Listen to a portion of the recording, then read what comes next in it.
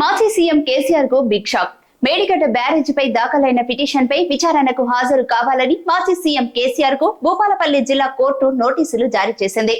ఆయనతో పాటు మాజీ మంత్రి హరీష్ రావు, నిర్మాణ సంస్థ L&T company GM Suresh Kumar సహా పలువురికి నోటీసులు పంపింది.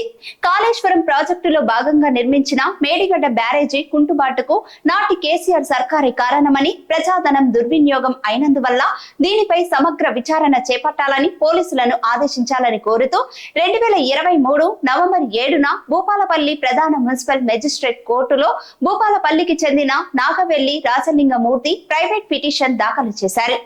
ఇది తమ పరిధిలోకి రాదంటూ జనవరి 12న పిటిషన్ ను ఆ కోర్టు కొట్టివేసింది.